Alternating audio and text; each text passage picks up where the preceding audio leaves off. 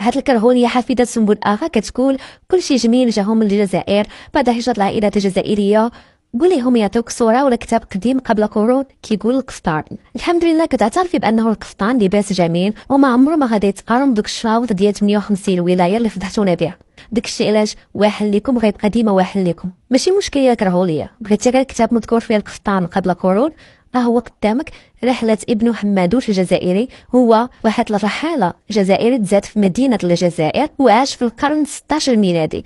في الرحلة ديالو لمدينة فاس كيعترف بأنه النساء تماك كيلبسوا القفاطين، وها هي الصفحة قدامك كيف ما كتشوفي بعض عادات أهل فاس والجزائر. في السطر الثاني يؤلقون القفاطين والمحارم وغيرها من خروم وحرير وما تيسر بخلاف زينة بلادنا. شنو كيقصد بخلاف زينة بلادنا؟ هي بلادو، يعني جميع الحجاج ضدكم. ما تقدروا تقولوا لا القفطان ديالنا وسرقتوه، وما تقدروش تقولوا باللي مشترك، حيت لو كان مشترك كان غادي يقول باللي حتى حنا عندنا القفطان، ما غاديش يقول بخلاف زينة بلادنا.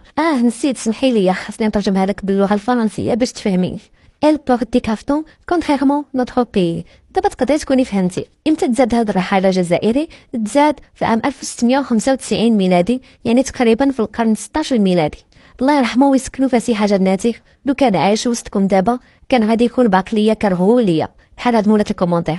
باش ما ننساش، بغيتي عطيتي شي صوره فيها القفطان ماشي مشكل، هي اللي ما تعاودش. هذه اللي كتشوفي قدامك هي الشريفه لاله مسعود الويسكيتيه والده السلطان احمد المنصور الذهبي، لابسه قفطان مغربي بالسفيفه ولاكاد والمجوهرات المغربيه، وما نساوش المضمه المغربيه. ولا ما كنتيش كتعرفي شكون هو السلطان احمد المنصور الذهبي؟ هو السلطان السابق للدوله السعديه، وهو مخترع لباس المنصوريه السعديه.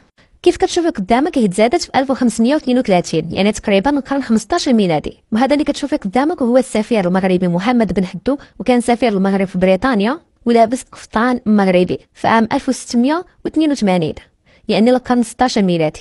كنتمنى تكوني استفدتي من هذا الدرس، ومره الجايه ما تبقاش تيقي اي حاجه قالوها الكرافيله في التيك توك وفي قناه النهار وقناه الشروق.